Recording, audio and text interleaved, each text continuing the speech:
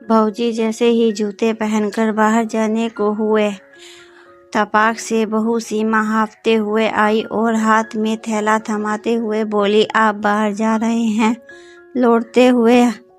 लौटते समय हरी सब्जियां ले आइएगा। पर बहू, मेरे पास तो पैसे नहीं हैं। लीजिए। तो क्या हुआ? उनके हाथ में 500 का नोट पकड़ा दिया। सीमा, ठीक है बहू, आते समय ले आऊँगा। बाबूजी चले गए और उनके जाने के बाद सीमा के चेहरे कटिंग मुस्कुराहट छा जाती है।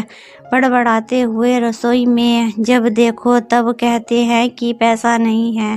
पेंशन को अपनी अंटी में दबाए रखना चाहते हैं। आते हैं ना, अपना 500 वसूल कर लूँगी। बुढ़ाओं के कंजूसी मक्खी चूसी का तोड़ है मेरे पास।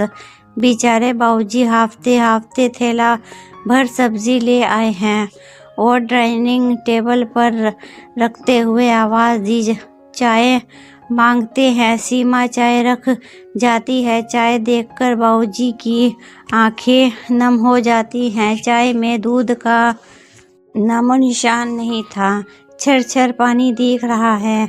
बाबूजी चाय को वहीं वॉश बेसिन में उड़ेल देते हैं। सीमा ऐसे अनेक चालबाजी अपने पति जैसे ससुर के साथ खेलती रहती। इसे यह भाग नहीं रहा कि आखिर कब तक किसी की आत्मा को चोट पहुंचाया जा सकता है। बेटे को कुछ पता नहीं है कि उनके पिता को दुख दे रही है। उसी की पत्नी।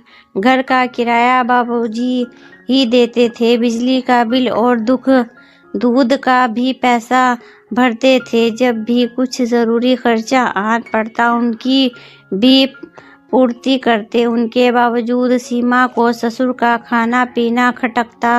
बाबूजी साल भर का राशन पानी चावल दाल और आटा भी खरीदते।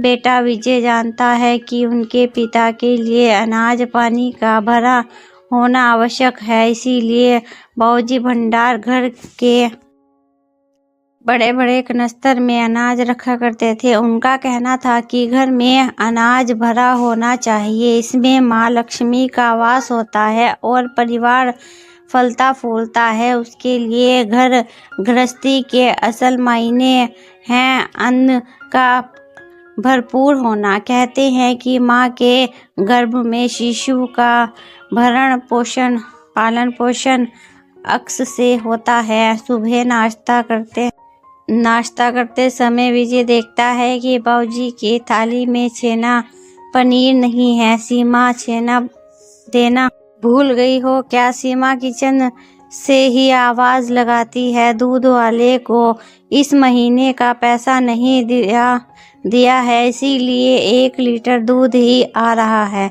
इसमें चाय बनाऊं कि छेना फाड़ूं? विजय को काटो तो खून नहीं।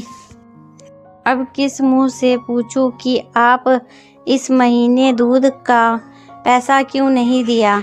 जानता था उसके पिता ताउम्र अपने स्वास्थ्य पर ध्यान देते आ रहे थे।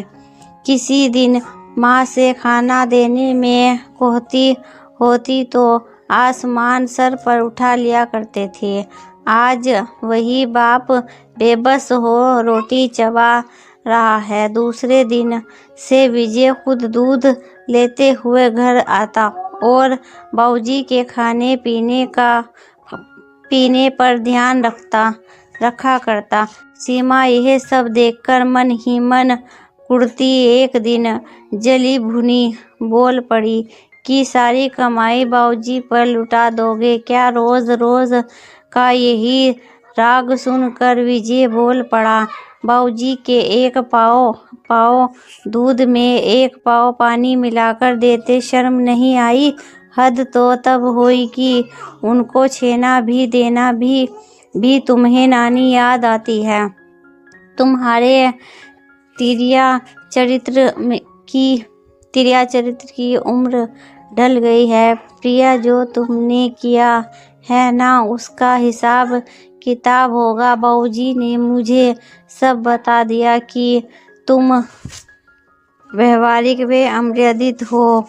दूध का पैसा देते हैं बाबूजी, बिजली का बिल और घर का रेंट भी पेमेंट करते हैं, तब भी तुम बुद्ध ससुर से सब्जी लाने को बोलती हो और घर के नौकर को दूसरे कामों में उलझा देती हो। 80 साल के पिता सम्मान ससुर से काम कराते, तनिक तो शर्म कर लेते। अतिशत दुख देने के चक्कर में भूल गई कि तुम उनके बेटे की पत्नी हो। सीमा शर्मसार हो चुकी है, मरती क्या करती।